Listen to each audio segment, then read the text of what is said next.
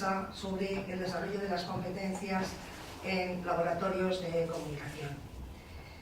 En primer lugar, tendrá la palabra, si tiene a bien, la doctora Celia Rico.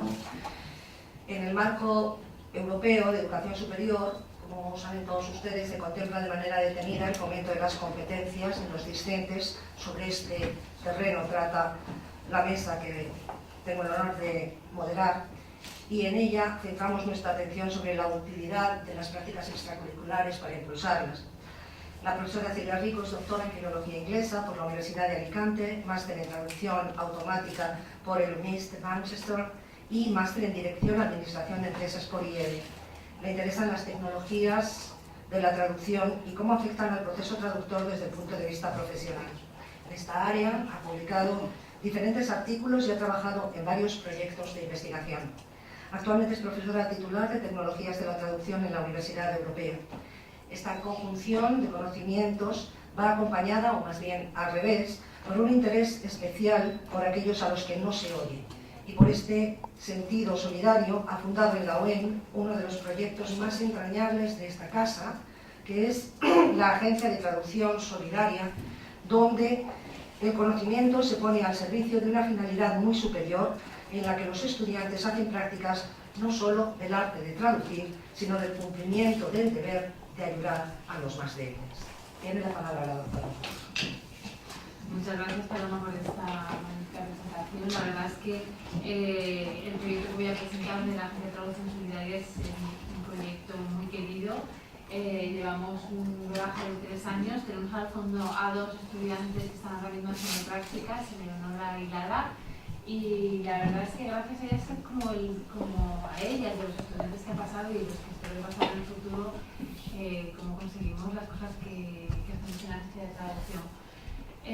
Lo que os voy a contar hoy es el trabajo que hacemos en la agencia, centrándome sobre todo en el desarrollo de competencias y cómo conseguimos que todos los objetivos de la agencia, que son muchos, como vais a ver a continuación, cómo llevarlos a cabo y sobre todo con ese al punto de solidaridad que comentabas tú, Paloma.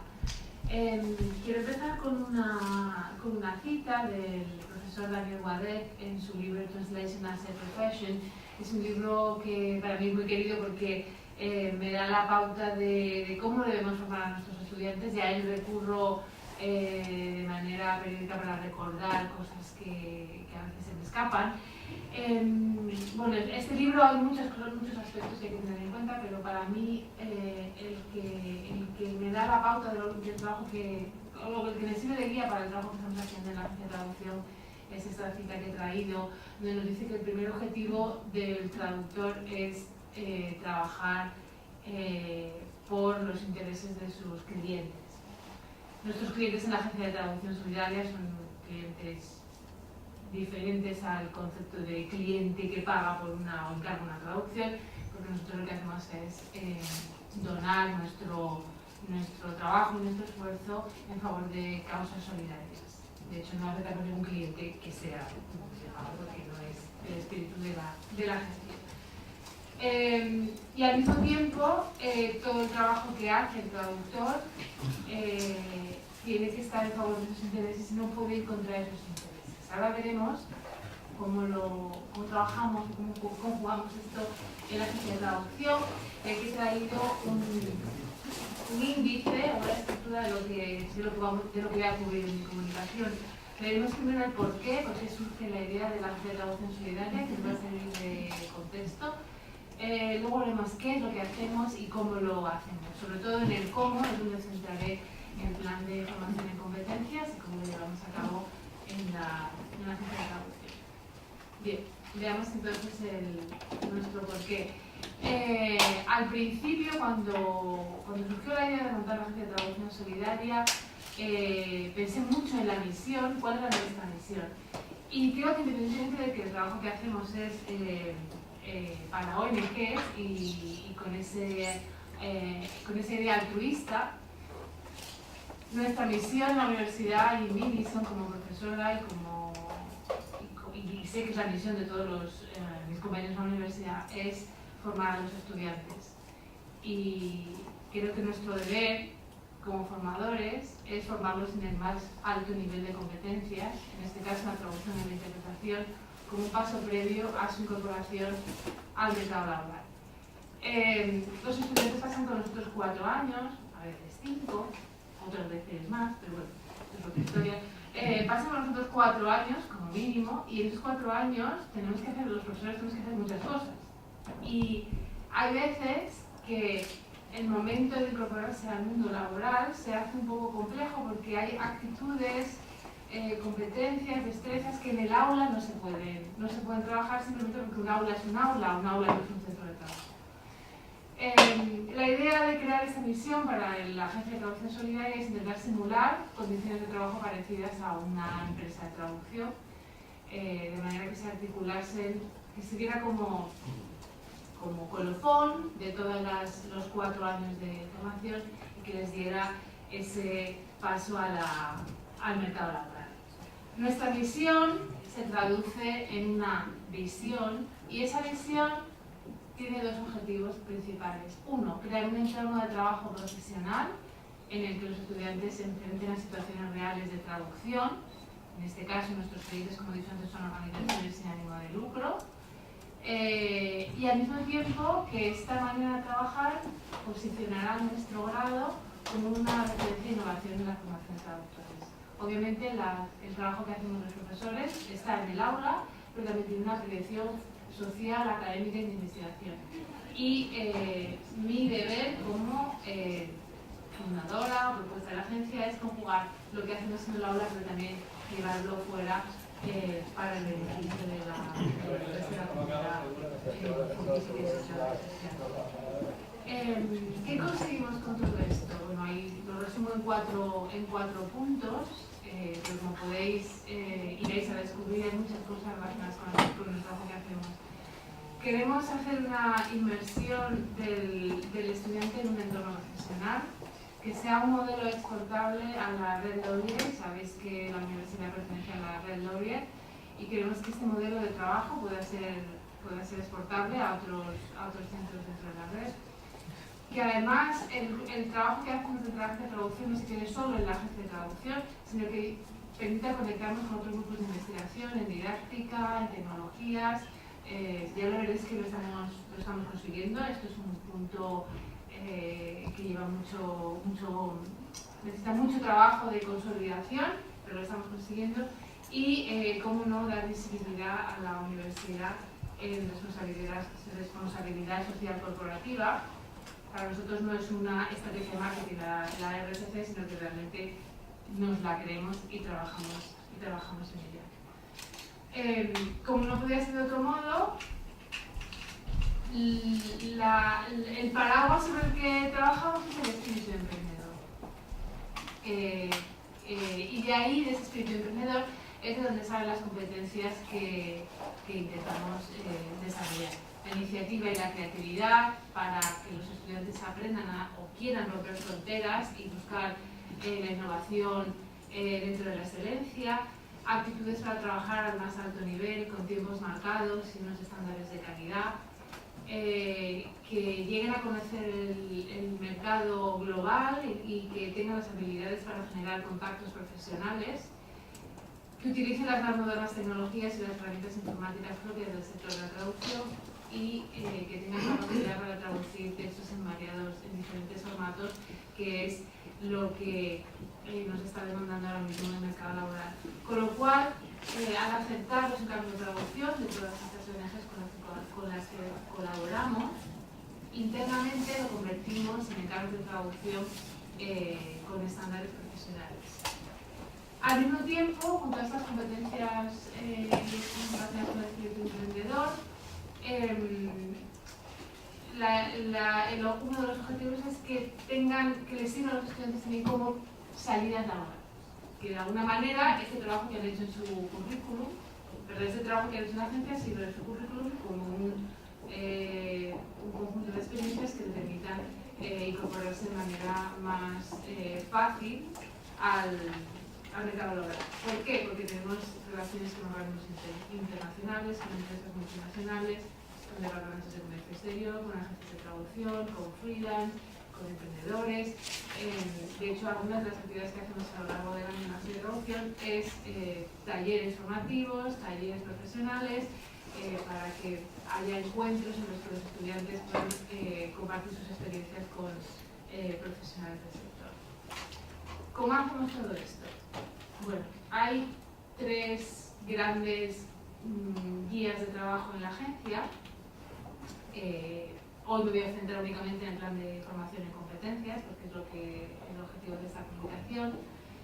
Pero junto a este plan de competencias, nuestros estudiantes trabajan o deben trabajar cada uno de manera individual y luego en grupo en crear una guía de gestión eficaz de servicios de traducción. El trabajo que ellos hacen en la agencia se convierte en una guía de servicios de traducción y luego además se tiene que plantear un plan de búsqueda de empleo. Como decía, estos 2 grandes grupos de trabajo no son el objeto de esta comunicación de hoy, sino que quiero centrarme en el plan de formación de competencias. Vamos a ver entonces cómo se hace la descripción de puestos de los estudiantes que trabajan en la agencia, cómo se hace la descripción de competencias y sobre todo cómo se evalúan estas competencias.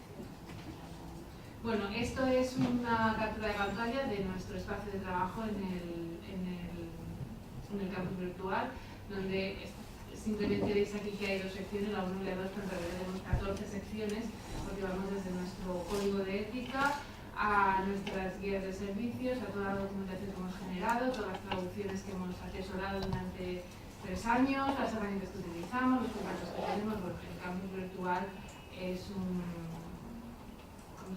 repositorio, un archivo de todo nuestro trabajo. De hecho, si alguno queréis entrar en el campus virtual como invitador, no hay ningún problema, os puedo invitar al campus virtual para que veáis todo el material que tenemos.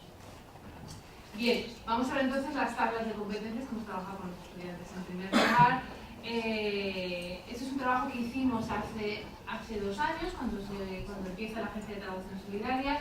Nos sentamos los estudiantes me siento con los estudiantes que trabajan en ese momento a definir cuáles son los puestos de responsabilidad.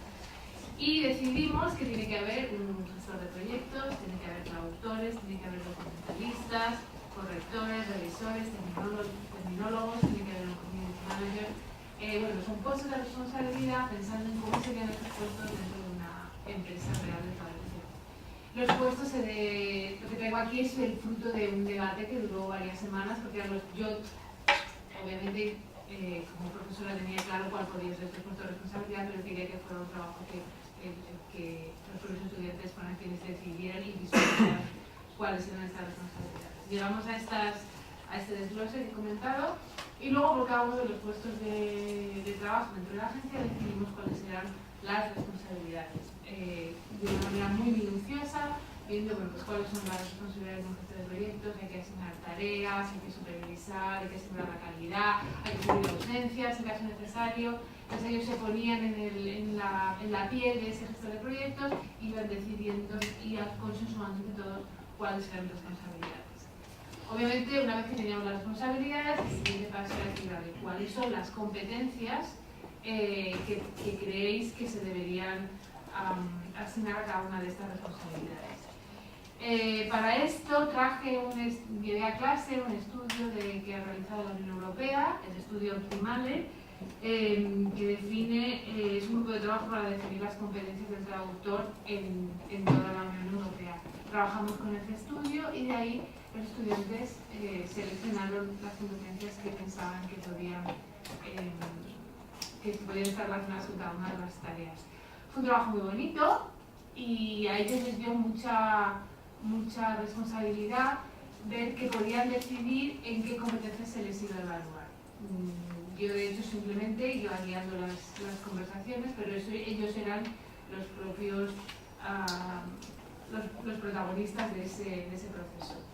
Las competencias, como veis aquí, no son en realidad nada nuevo, porque las competencias son las que son siempre, ¿no? A un empleado se le pide responsabilidad, capacidad de liderazgo, bueno, en el caso del gestor de proyectos sí que tiene capacidad de liderazgo, no así tanto el traductor. La asistencia, esta sí que la puse yo, la asistencia a las reuniones de la agencia era sí o sí obligatoria, simplemente porque si no venían a clase no podíamos progresar.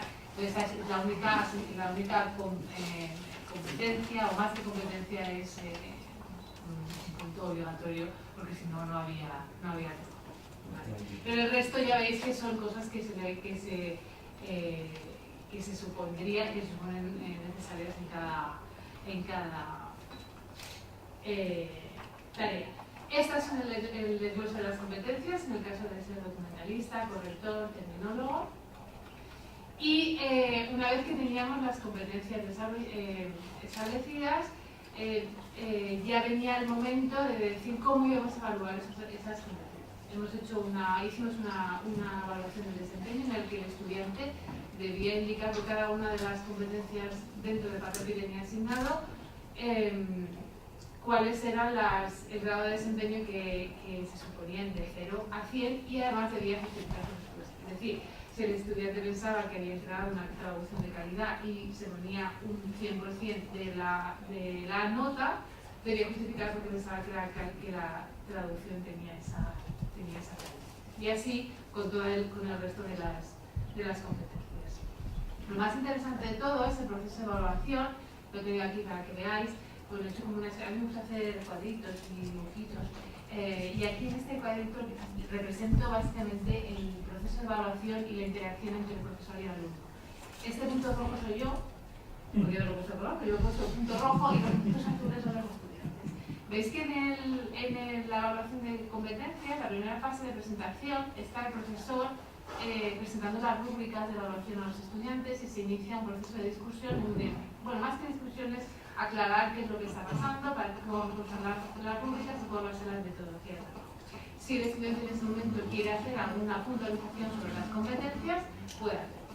Una vez que se acuerda el procedimiento de evaluación, el profesor se retira y se retira de manera metafórica, el profesor está presente en clase, que me voy y ya lo dejo, sino que bueno, se inicia el proceso de trabajo, los estudiantes van trabajando, se van organizando en una agencia de traducción y el profesor, en este caso yo, observo desde fuera qué es lo que está sucediendo en el aula y anoto actitudes, puntos problemáticos que puedan haber surgido y voy trabajando desde fuera en la observación de los estudiantes. En el siguiente punto, los estudiantes tienen que autoevaluarse. Veis que aquí el profesor no está y efectivamente no está ni siquiera metafóricamente, porque la autoevaluación los estudiantes la pueden realizar en el aula, en su casa, donde se sientan más cómodos para hacer esa autoevaluación. Después viene el periodo de justificación, donde el estudiante tiene que justificar porque se ha asignado esas evaluaciones y es como dicen los ingleses, un one-to-one. La profesora y el estudiante se sientan juntos y revisan esas calificaciones. Y la última instancia viene el momento de la calificación en la que la profesora está sola, está yo, y los estudiantes quedan fuera de ese proceso de calificación donde las rúbricas se traducen ya directamente en calificación. ¿Vale? Me quedaban 0 minutos, pero dejadme que os explique qué hemos conseguido, cuáles son nuestros logros en estos 3 años. Bueno, estamos muy orgullosos del trabajo que hemos conseguido. En estos 3 años hemos traducido aproximadamente 70, en el último recuento que hicimos, a 76.552 palabras, lo cual supone una donación, si lo hacemos en euros, de 5.358. No cobramos, ¿vale? Y no me canso de decirlo porque tampoco quiero que piense nadie que hacemos competencia de real. Pero si desde la Agencia de Traducción Solidaria en estos años hubiéramos hecho una donación económica, ese sería el valor aproximado de nuestra donación. ¿Cuáles son los principales proyectos que hemos hecho en este tiempo? Hemos hecho traducción e interpretación para la Asociación de Niños Parapléjicos con Andrea de Denmark. Hemos elaborado nuestro propio código de ética dentro de la agencia. Hemos traducido y seguimos traduciendo el blog Spinal Roots. Aquí tenemos a Lara y Elisa que acaban de ultimar 2 traducciones nuevas. Os animo a visitarlo porque la verdad es que bueno, es un trabajo muy bonito. Trabajamos con el Comité Español de Ayuda al Refugiado, hemos hecho cosas para Médicos Sin Fronteras y trabajamos de manera periódica con la coordinadora de ONG que tiene la sede en Madrid, con trabajos muy bonitos y presentaciones muy interesantes en el ámbito de las ONGs. Nuestra presencia en Internet y en redes sociales es arrasadora. Ya me encargo yo de tuitear todos los días y a mis alumnas decirles que hay que tuitear porque si no vendes lo que haces es como si no hicieras nada. Entonces os invito a visitar nuestra web, nuestro Twitter, nuestro Facebook y por supuesto nuestro blog, donde los estudiantes están haciendo entrevistas a nuestros profesores y bueno, acabamos de información muy interesante. Y luego, relacionado un poquito con la investigación, tenemos varios proyectos de fin de grado que están relacionados con la traducción solidaria, uno de ellos dirigidos por profesores presentes aquí en la sala. Trabajamos en recursos terminológicos y en fuentes documentales. Toda esta información está disponible, todo lo que nosotros hacemos queremos donarlo a la sociedad. Y luego en el ámbito profesional trabajamos con las herramientas más profesionales que hay en el mercado gracias a acuerdos de colaboración con empresas como Lingote, con GeoWorks, mismamente con Microsoft Translator Hub. Con lo cual, bueno, yo creo que podemos estar orgullosos de lo que hemos trabajado. Nuestro informe de actividad está disponible en internet, lo podéis descargar, os invito a hacerlo, donde vais a ver todo eso mismo que he contado, pero en mucho más detalle. De hecho, ya pediría a Lara, no, Elisa es quien está tuiteando, que tuitees nuestro informe para darle la mayor difusión. Y con todo esto, muchísimas gracias por el tiempo que habéis dedicado a escuchar.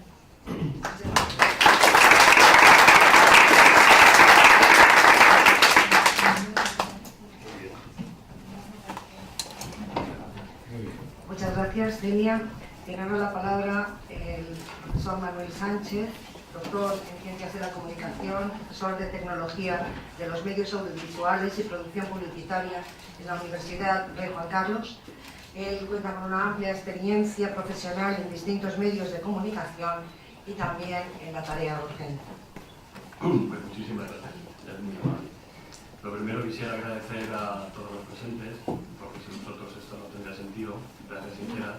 Lo segundo, agradecer a Luis y a Jorge y a Marcel, compañeros y amigos en algunos casos, su amabilidad y gentileza al invitarme a compartir esta sesión. Y lo tercero, que es un placer compartirla con las personas que tengo en la mesa. Mi ponencia es muy sencillita porque lo único que voy a intentar es hacer como un canto al cielo, que no al vacío, para intentar hacer comprender que las asignaturas de tecnología de los medios audiovisuales, que suelen estar un poco denostadas o asociadas a algo inferior, pues que también tiene su valía y tiene su peso específico en el mundo profesional. Creo que en esta universidad, la conozco poco, pero me da la impresión, por los compañeros que he escuchado, tanto antes como ahora, que aquí sí que se intenta proyectar, cosa que me parece más que interesante. Bueno, como bien habéis dicho mi nombre, vamos a ir pasando de forma breve. De forma muy sencillita, 24 años de experiencia docente y 26 como profesional. Es decir, que las mentiriquillas que cuento intento que estén basadas en hechos reales, ¿no? Como reza lo de las series. ¿Qué objetivos tengo con esta sesión?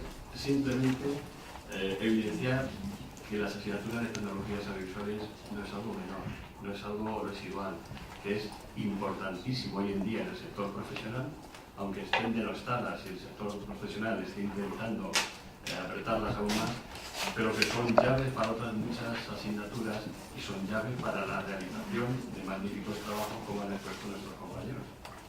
Sin estas herramientas no sería posible acometerlas. Bien. La tecnología no es un fin en sí mismo. Para los ingenieros podría ser, y tiene su valía. La tecnología, sin ella, las pasaríamos un poco mal. No habría nevera, no habría coches, no habría aviones, es decir, que todos las utilizamos. En el mundo de la comunicación, efectivamente, no es un fin en sí mismo, pero es una herramienta que nos posibilita aumentar nuestras posibilidades. Es como si yo ahora tengo 6 datos, es decir, multiplico mi utilidad. Por lo tanto, creo que hay que verla así. En las facultades de ciencias de la comunicación suelen estar vistas como algo menor, insisto, y es un error grande. Es un error grande por lo que ella significa en sí mismo en el plan de estudios, como veremos. Cuando uno hace una planificación en un plan de estudios, pues yo creo que tendría que tener muy claro y de forma muy sencilla, lo primero, cuando se dan asignaturas de tecnologías, ¿con qué recursos cuento? ¿Qué medios tengo? Hay universidades que disponen de medios muy interesantes, porque tienen cuantiosos. En mi caso, por ejemplo, siempre de forma, sé que esta universidad es muy poderosa, la UNE en concreto. En la mía tenemos 6 millones de euros invertidos en tecnología. 6 millones de euros, que no sirve de nada si no se hace una planificación previa con sentido común. Por tanto, tenemos que saber los recursos. En ocasiones, pocos recursos dan muchos más resultados que muchos medios. Porque al final es manejar una ecuación muy sencilla. Recursos, número de alumnos. Aquí podríamos hablar mucho sobre Bolonia y hacer un debate paralelo. Bolonia sí, Bolonia no, Bolonia también, pero no es el caso. Entonces, Bolonia establece algo ideal, que son grupos de 20 alumnos, que es ideal, es magnífico en la parte práctica, pero la realidad es otra. Al menos en mi campo, lo que sería en la universidad pública, la realidad es otra, por financiación y otros conceptos que tampoco viene al caso. Y eso es un gran problema. Clases con 100 alumnos, en la teoría, sobre el papel lo contamos, pero en la práctica, inviable, absolutamente. Por tanto, seguimos con la ecuación. Recursos, mayores o menores, los tenemos, los contemplamos. Número de alumnos y el factor tiempo. Si tenemos muchos recursos y pocos alumnos, también tenemos que considerar el tiempo. Estas asignaturas se suelen asumir en un cuatrimestre, es decir, picardía enorme. ¿Cómo pretendemos dar una formación? Insisto, no puedo hablar de esta asignatura o de otras muchas, hablo de mi experiencia personal en universidades nacionales y extranjeras. ¿Cómo se puede pretender enseñar con rigor, con profundidad, medios como es el mundo de la radio y la televisión, que a su vez tiene sus medios que son años de profesión, en un cuatrimestre? Es que ni siquiera podemos acometer la parte técnica, la parte básica, teórica. Y si alguien me dice, no, pero el concepto de Bolonia habla de la corresponsabilidad funcional, donde el alumno es un evento activo, pasa de... Ni con esas. Porque a un relojero, si no se le explica a un neurocirujano cómo tiene que acometer un cerebro, mal vamos. Aunque el alumno, insisto, para mí es alguien poderoso y con muchos recursos. Bien, y algo importantísimo que no se suele tener muchas veces en cuenta. ¿Qué busco con esta asignatura? ¿Qué pretendo? ¿Dónde quiero llegar? Si tengo pocos medios y tengo poco tiempo, no puedo pretender buscar profundidad al 100%. De entrada esto ya es un caos. Por tanto, a veces creo que es oportuno ir con menos material, pero aseverando y ajustándolos a conceptos más rigurosos. Los planes de estudios muy ambiciosos, si no puedo cumplirlos, ¿de qué me sirve? Es quedarme en el aire, es rascar en la pared sin profundizar. Y estos son temas que veo, y disculpadme, a diario y sobre todo en mi experiencia, y es doloroso porque imposibilita una enseñanza profunda. Y los estudiantes, yo creo que sería oportuno darles lo que se merece. Bien, cuestiones previas. ¿En qué medida se valoran estas asignaturas en el peso específico de un programa educativo? Pues mirad, en mi universidad, para ser prudente y no hablar de otras que no conozco, aproximadamente un 3% del plan de estudios. Un 3% del plan de estudios. Pero aquí viene la clave, representa cerca de un 40% de las salidas profesionales. Bueno, aquí hay algo que no cuadra, hay algo que no está bien estructurado. Bueno, también podríamos profundizar en este aspecto, pero no hay tiempo. Se valora la opinión de los expertos en el área. Cuando se hace un plan de estudios, si hablamos sobre traducción, pues tengo que hablar con las personas que saben de traducción. No voy a preguntarle a personas que para ellos es un campo ajeno. Entonces, en temas de tecnología, muchas veces no se tiene en cuenta este aspecto. Y es grave. De forma rápida, lo más posible. Problemas reales. Los profesionales docentes de estas asignaturas necesitan no ser solamente teóricos, que es una parte importante. Sin teoría, uno de los pilares no existe y la casa se cae. Pero necesitan tener conocimientos profesionales reales para acometer con solvencia la realidad del medio. Entonces, yo creo que en estas asignaturas estaría bien valorar 5 años de experiencia en el mundo profesional, además del conocimiento teórico, porque eso aportaría rigor y un peso específico. Bien, si me voy de tiempo, pues te robo, intento controlarlo. Yo tengo en mi asignatura en la de Juan Carlos 110 alumnos en el grupo de la mañana y 44 de la tarde. 110 alumnos en un grupo en la clase teórica, pues lo acometemos sin más. 110 alumnos cuando tengo que explicar a un alumno este aparato en concreto, y eso que tengo fórmulas mágicas, mucha ilusión, proyecto, meto la cámara en el control, proyecto en el plató, me escuchan, voy, vengo, imágenes concretas sobre el tema, pero las dos personas que están en este aparato lo ven. Las 3 que están detrás están pensando en la compra y las 6 que están detrás pues en el novio o semejantes. No puede ser así. 100 personas para acometer una enseñanza hiper detallada de procesos. Entonces, algo falla nuevamente. Y disculpadme, no hablo de ninguna universidad concreta, hablo de mi experiencia. De forma rápida, limitación de medios técnicos. Antes he comentado, en la Universidad de Juan Carlos, si venís estáis todos invitados. Además os invito a café, margollería fina. Pero si venís, vais a decir, madre mía, 3 platos de televisión con cámaras, todos son 1707, cada una 90.000 euros. Y son 12 cámaras. Mezcladores profesionales, sonido profesional, todo profesional, parrilla profesional, estudios de 12 metros de altura con parrilla, con estructura. Madre mía, esto es. Pero si luego no se utiliza prácticamente. Si no hay una formación rigurosa en el tiempo y muchas veces en profesionales, ¿qué buscamos? ¿Qué buscamos? Es una incongruencia. 6 millones de euros, ¿para qué?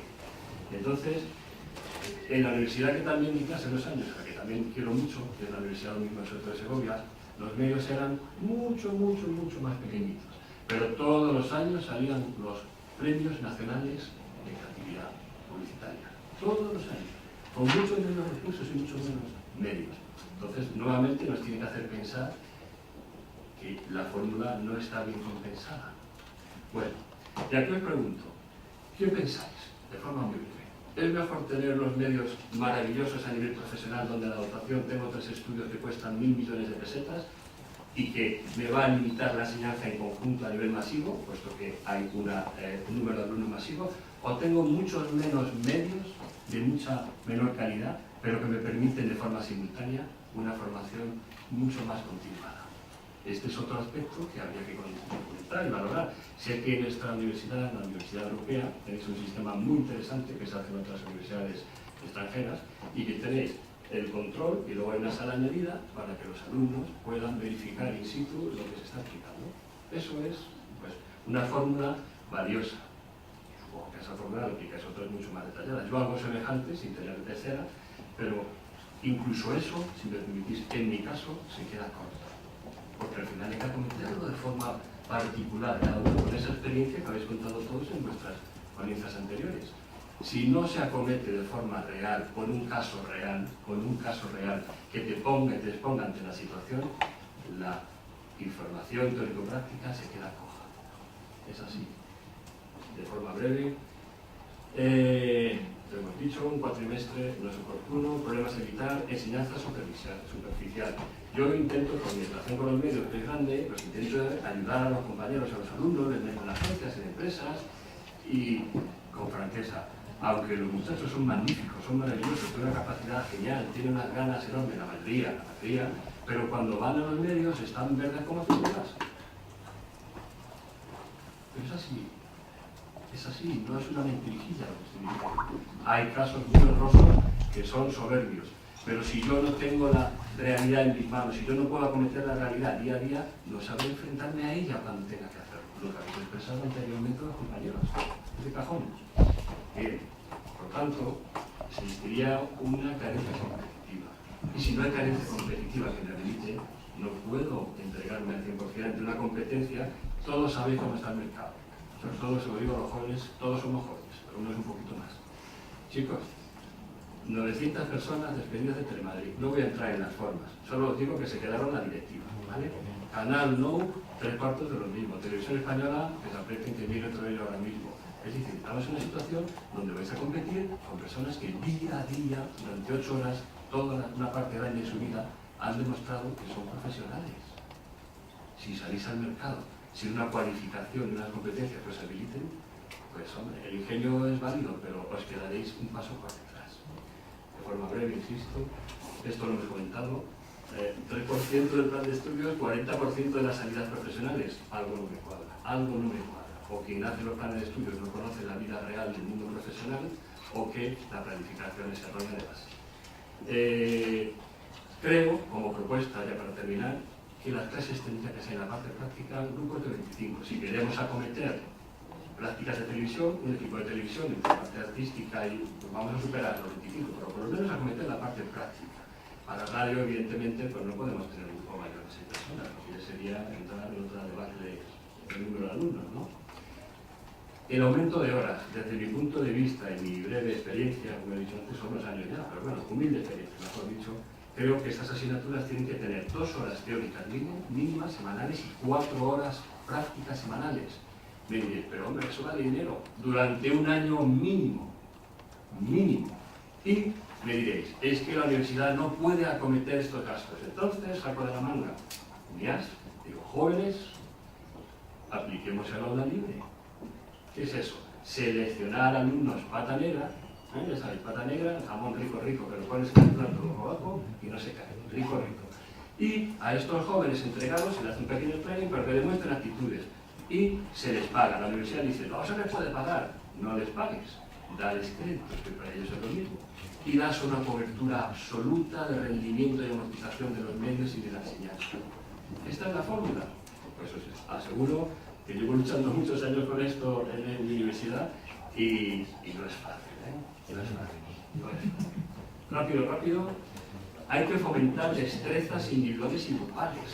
En los grupos, cuando uno trabaja en el medio audiovisual, me dice si en 6 minutos tengo ritmo. Cuando uno trabaja en el medio audiovisual, el individuo repercute en el grupo y el grupo en el individuo. Y el que no entienda esto no conoce el medio audiovisual. Todos sois magníficos, todos. Y yo soy un pequeño desastre salado. Pues pena para todos vosotros porque he hundido vuestro trabajo. Y viceversa. Acostumbrarse a trabajar en equipo, fundamental. Y eso hay que imbuirlo desde el primer segundo en las asignaturas de tecnología audiovisual. Desde el primer segundo. Y para ultimar, que tengo más. El estudiante tiene que ser mucho más activo, no puede ser siempre pasivo detrás, lo habéis dicho muchos compañeros anteriormente. El estudiante es el elemento a prevalecer y hacer que entienda de lo que está hablando. Por tanto, podría contar mis pequeños ejercicios, pero el estudiante tiene que ser el que haga la reflexión. La tecnología también es reflexiva, analítica y tiene puestos interesantísimos dentro de lo que es el mundo laboral. La tecnología, algunos pensarán que es la persona que lleva aquí el mono y el lápiz. Pues bien, es un trabajo honrado como cualquiera, pero la tecnología también es iniciativa y trabajo de mucho estudio previo en cada uno de los trabajos. Por tanto, hay que darle peso al estudiante como un individuo activo, como una formación que le haga pensar y errar. Solo con errores aprende muchas veces. Es así. Y creo que ya voy terminando, para que no me regañes, que no es mi deseo. Pues entonces, muy breve, para no ser descortés con los siguientes compañeros.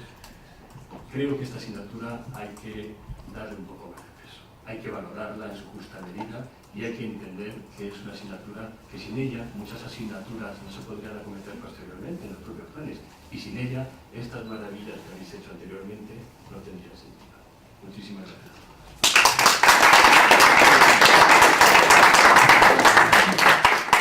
Muchas gracias, Manuel. Damos la palabra ahora a Marta Saavedra. Marta es doctora en Comunicación y licenciada en Periodismo por la Universidad Complutense de Madrid. Es profesora de Redacción Periodística en la Universidad Nebrija y directora de la plataforma Nebrija Media Lab. Gracias. También aprovechar para dar las gracias a la Universidad Europea por la invitación y sobre todo a Luis, que nos ha tratado maravillosamente esta semana. Me imagino que sois estudiantes de comunicación, la mayoría, o quiero pensar, ¿sí? ¿De qué rama? Si nos importa... Periodismo, publicidad, comunicación. Vale, lo pregunto porque en realidad el proyecto Nebrija Media Lab, el que vamos a presentar hoy aquí en la Universidad Europea, surge o se implanta definitivamente en el curso 14-15, con lo cual somos unos jovencitos comparado con el resto de profesores que han presentado los proyectos de sus universidades, pero sí que parte de otras iniciativas que la universidad desarrollaba en etapas anteriores. Pero este proyecto, además, parte de un estudio que la Universidad Nebrija realiza en 2012 y es un estudio sobre las competencias profesionales requeridas en el sector de la comunicación. ¿Pensáis que han cambiado las competencias profesionales requeridas? Por supuesto. ¿En qué sentido?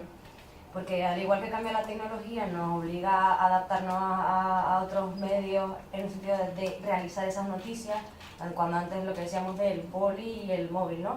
Cuando antes llevamos un papel y el boli, ahora nos llevamos el teléfono móvil y podemos realizar la misma cobertura de ese evento, con lo cual el periodista o el comunicador también va a pasar por una transición y por un cambio, imagino.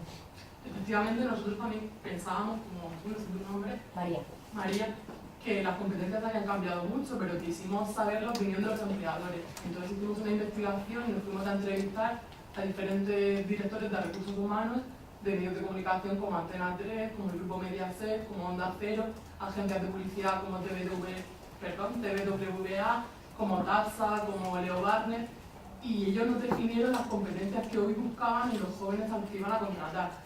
Con lo cual, nosotros hemos realizado este estudio y a partir de este estudio todas las iniciativas posteriores que se han implantado en la Universidad de Nebrija intentan fomentar todas las competencias que los empleadores nos describieron. Nos dijeron, por ejemplo, que necesitaban a un trabajador que tuviera una formación multidisciplinar, que independientemente de que hubiera estudiado periodismo, comunicación audiovisual o publicidad, pudiera defenderse en las tres áreas. Con lo cual, por favor, tenerlo en cuenta todos a la hora de afrontar una entrevista de trabajo, que tienen que tener una visión muy global del sector de la comunicación. Luego nos hablaron de que ese nuevo profesional tenía que tener una capacidad de autoformación constante. Actualmente las nuevas tecnologías van más rápido que nosotros. Aquí nuestro compañero nos hablaba de la importancia de las tecnologías audiovisuales y es cierto que tenemos que estar en una permanente actualización, tanto vosotros como alumnos como nosotros como profesores. Luego también nos hablaron, por supuesto, de que nos dominarais las capacidades técnicas y digitales y que también tuvierais un espíritu inquieto, capaz de presentar a un directivo de una cadena de televisión un programa innovador, que no tuvierais ese miedo a la hora de presentar propuestas. Después que fuerais un trabajador muy flexible, que pudiera adaptarse al cambio y pasar por diferentes departamentos o por diferentes roles profesionales. Y luego que supiera trabajar en equipo. Supongo que en todas las asignaturas los profesores os lo dicen una y otra vez, que tenéis que saber trabajar de manera independiente, autónoma, pero también conectando con los diferentes miembros de un equipo de trabajo. Eso va a pasar también en el terreno profesional día a día. Luego tenéis que dominar la comunicación oral y escrita y tener una visión analítica y una visión generalista de los medios de comunicación. Estos empleadores que antes decía, también nos dieron una serie de competencias específicas para cada una de las áreas. Por ejemplo, en periodismo nos dijeron que los jóvenes profesionales, apuntar competencias, tenían que dominar las técnicas de fotografía multisoporte, tenían que dominar la edición y el montaje multimedia, saber locutar y presentar un espacio de radio o un espacio de televisión, saber, muy importante, acceder a las fuentes, contrastar la información, verificar los datos. Esa competencia no ha cambiado tanto. Cuando yo estudié en la Complutense era una competencia madre, cuando las generaciones pasadas a la mía estudiaron en la Complutense o en otras universidades españolas, era una competencia clave de los estudios de periodismo. Con lo cual las competencias han cambiado, pero se siguen manteniendo competencias fundamentales. En el caso de los periodistas, por supuesto, saber manejar la información. Luego también tenéis que saber redactar, sin faltas de ortografía, captando la atención del lector, haciendo de la información algo ameno. Y luego tenéis que tener, como decíamos antes, en las competencias generales, una visión estratégica que os haga poder participar de los diferentes roles profesionales que hay en una redacción periodística. Luego, en el campo de la publicidad, nos decían los empleadores que teníais que saber dominar todos los medios digitales, pero también los convencionales, por lo cual no olvidar todavía las técnicas de publicidad más tradicionales porque se siguen manteniendo en las agencias. Luego dominar programas Excel y también los programas de ayuda a la presentación, saber diseñar gráficamente una campaña y controlar los procesos de preimpresión y maquetación. A partir de ese estudio, la Universidad de Nebrija altera, modifica, verifica toda su oferta de grado, crea un nuevo grado en periodismo, un nuevo grado en comunicación audiovisual, un nuevo grado en publicidad y relaciones públicas y por último un grado en marketing y comunicación comercial. Y además todas esas competencias las intentamos trasladar a los proyectos o a los laboratorios de comunicación que encontramos en nuestra universidad.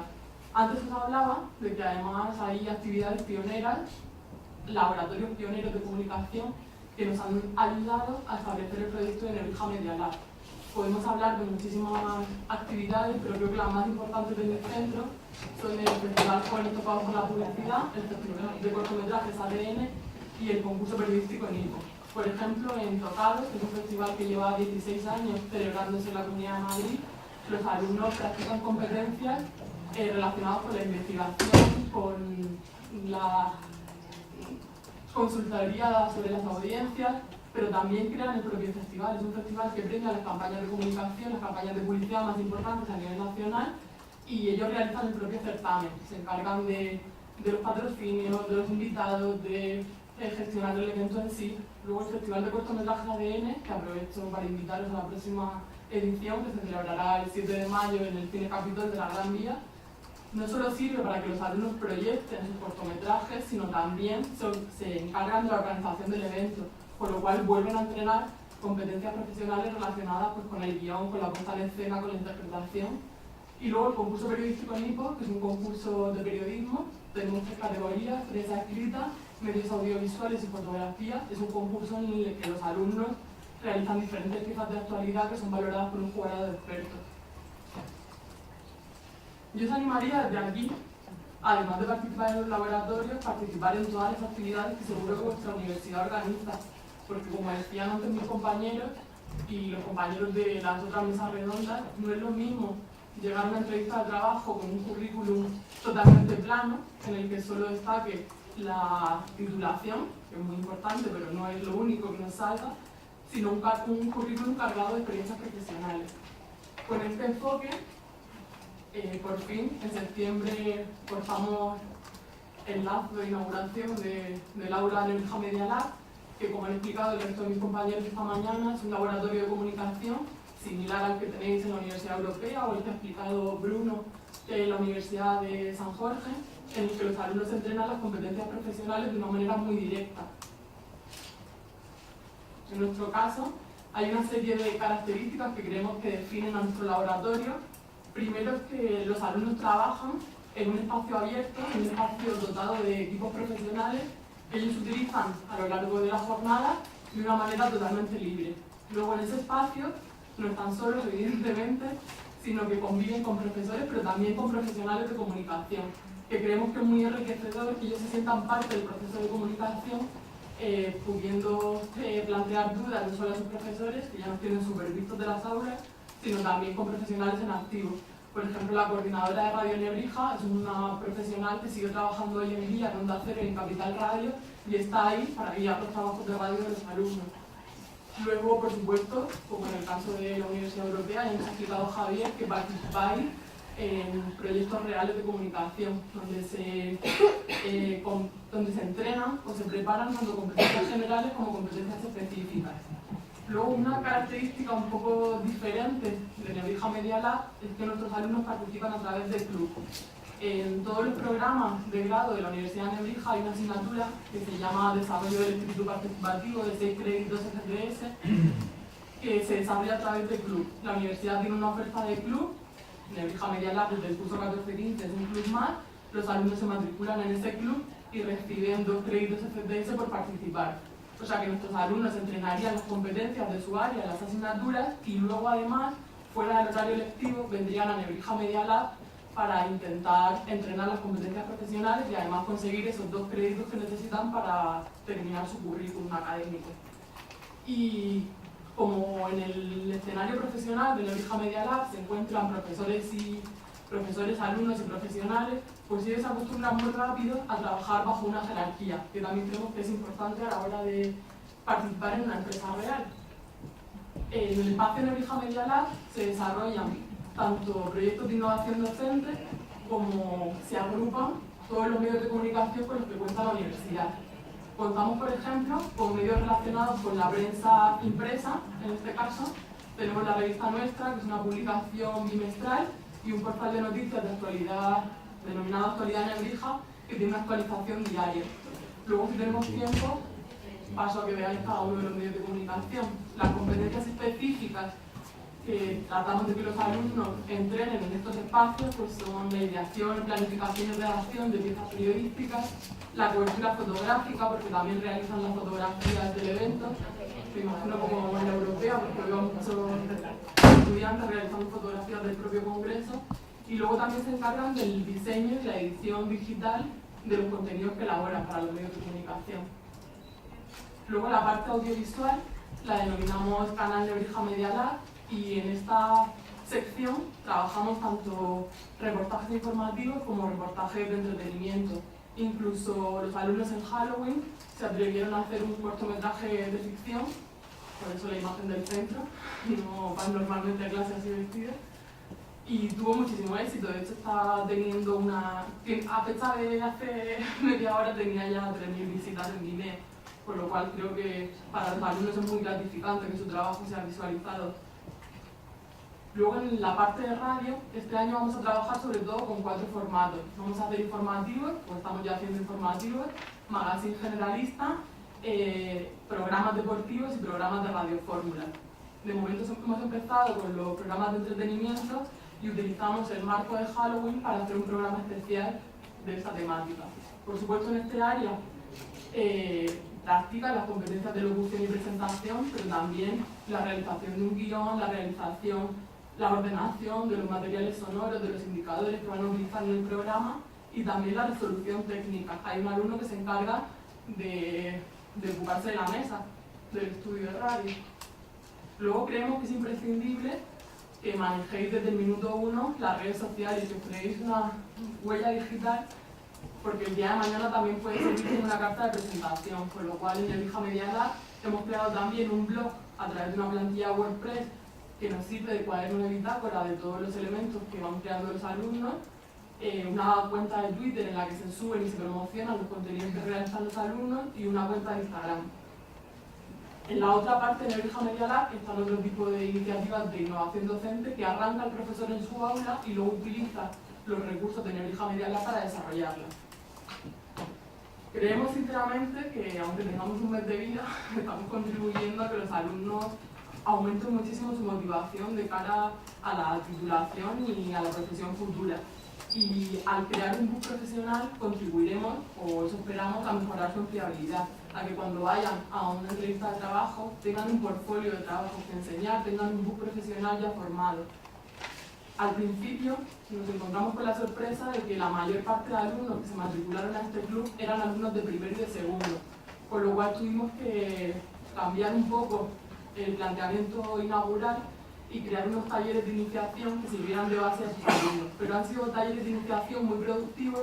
Ahora os quiero poner un vídeo de lo que fueron capaces de hacer los alumnos de primero de comunicación audiovisual a los 15 días de arrancar Nebrija Media Lab, que precisamente hicieron un vídeo sobre lo que ellos consideraban que era este proyecto. Como os decía antes, los alumnos participan en la revista nuestra, que es la revista institucional de la universidad. Consiguieron lanzar ya, con este mes de vida del proyecto, el número de octubre y figurar ya en el staff de la publicación, y sobre todo se encargaron de una sección que nosotros denominamos Nebrija por dentro, en la que se hace un recorrido sobre toda la actualidad de la institución. Nosotros utilizamos la plataforma Flipping Book para crear la revista. La creamos de una manera tradicional a través de InDesign y luego la subimos a los formatos, a la página web de la universidad a través de esta herramienta. Los alumnos participan también en Actualidad Nebrija, que como os decía antes es el portal de noticias de la universidad. Tiene una sección de noticias, una sección de entrevistas, una sección de opinión. Por ejemplo, esta alumna, Paula Tudela, es una alumna de primero de comunicación audiovisual que ha descubierto en este mes que una de sus grandes pasiones es la redacción periodística y está haciendo muchísimas piezas para actualidad. Aquí nos confirma que el perfil tiene que ser muy polivalente, que tenéis que animar a no solo buscar las competencias de periodismo, comunicación audiovisual o publicidad, sino intentar dominar todos los soportes. Luego tenemos una sección de cobertura deportiva y una sección, por ejemplo, de vídeo semanal en la que los compañeros del área audiovisual insertan sus piezas.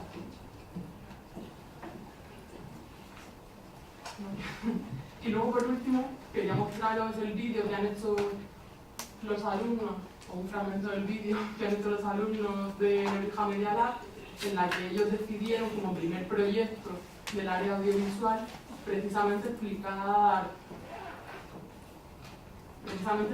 qué significaba para ellos la configuración de este laboratorio. Media Lab es un proyecto de innovación docente en el que trabajarán estudiantes de comunicación con profesionales y con profesores de la facultad.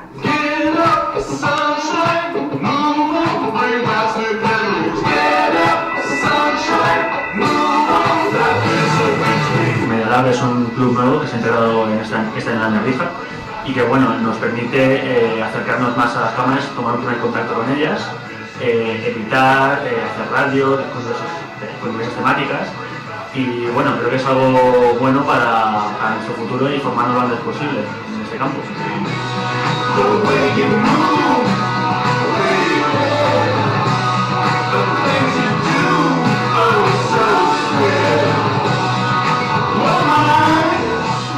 Yo colaboro en Nebrija Media Lab en la parte de fotografía. Explico un poco a los alumnos cómo tienen que tomar las fotografías cuando van a un evento y luego la edición de las fotografías, cómo tienen que editarlas para luego poder publicarlas en la actualidad.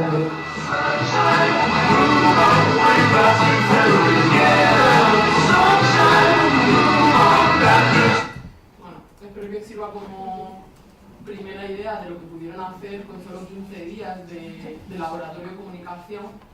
Ahora, pues espero que hayan aprovechado la mañana para subir a nuestra plataforma de Vimeo el último reportaje de esta sección dentro de Nebrija Media Lab, y es, por ejemplo, un reportaje informativo sobre el Estado Islámico, en el que han conseguido entrevistar al embajador de España en Irak, con lo cual vemos que la evolución es continua, que al principio solo se atrevieron a hacer un vídeo interno sobre qué significaba Nebrija Media Lab y hoy ya están compitiendo en contenido con otros medios de comunicación, con muchísimos más recursos, obviamente.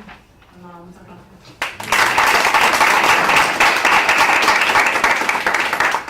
Bueno, pues muchas gracias, Marta. Yo estoy esperando lo que me digan los organizadores porque nos hemos pasado 10 minutos de la hora prevista. La sesión de la tarde se iniciará a las 3 menos 20. Según programa previsto, digo, a las 3 menos 20. Entonces, sí. Yo tengo una pregunta al profesor Sánchez. Yo soy realizador de televisión desde hace 25 años y he compatibilizado siempre mi práctica profesional en el mundo de la docencia, tengo sido profesora social, la Carlos III en papel y asignaturas tecnológicas y semi-tecnológicas relacionadas con la realización audiovisual. Me gustaría saber tu opinión sobre el trabajo de los profesores asociados dentro de las universidades y sobre todo sobre la reducción drástica y escandalosa de la contratación de este tipo de estatuto de profesor asociado dentro de las universidades. Yo también fui profesor asociado en su día, porque como he dicho, he trabajado en el mundo profesional, en el sector. En general, por la experiencia que yo tengo con los muchachos, suele ser de los profesores más valorados, porque suelen ser los profesores, con todos los respetos al resto, yo ahora estoy en ese otro resto, que tienen una vivencia real, constante y próxima al medio. Es decir, cuentan la realidad. Eso no significa que quien no sea asociado no haya tenido esa experiencia o no la tenga en el momento. Pero sin duda, para hablar en mi caso de mi universidad, como sabéis, ha habido un recorte porque es una universidad pública y han prescindido prácticamente de todos los profesores asociados. Entonces los muchachos han visto reducida una aproximación real a estas salidas, a este entorno, y tienen ahora mismo unas carencias importantes. Carencias importantes porque yo tengo muy buenos compañeros realizadores allí, pero en el caso de Marcel, que también hemos sido compañeros hace muchos años, era un magnífico realizador, además de un magnífico docente. Es decir, si alguien no está en la realidad, puede contar cosas interesantes documentándose, indagando, profundizando, pero es muy difícil que cuente la realidad en sí. Es muy difícil, porque la realidad tiene tantos matices, tantas vivencias, tantos datos que aportar sobre esas vivencias, que si no lo has vivido podrás leer lo que otros te cuentan, pero no podrás aportarlas de forma directa. Entonces creo que los profesores asociados son muy necesarios, en mi opinión. Por eso me presenté a decano en la Universidad de Juan Carlos, bueno, pues la plaza no acompañó, no era un proyecto personal, cuando me presenté a decano es porque quieres olvidarte de tu vida durante 4 años y ayudar a los demás. Y una de las propuestas, que era un poco atrevida para algunos compañeros, era en ciertas asignaturas buscar perfiles con docentes capacitados a la hora de comunicar, pero que tuviesen esa experiencia previa. Porque muchas veces, desgraciadamente, hay muy buenos comunicadores, pero que carecen de esa realidad. Y si yo no sé sobre una materia, no puedo hablar sobre ella, en mi opinión. ¿Alguna pregunta más? Nosotros levantamos la sesión. Muchas gracias por su asistencia y les emplazamos a las... Sala número 2. Ah, bueno. Sí. Sí. Menos 20 menos cuarto en esta misma sala, y ahora, para la resolución de la intendencia, está a su disposición la sala Miembro.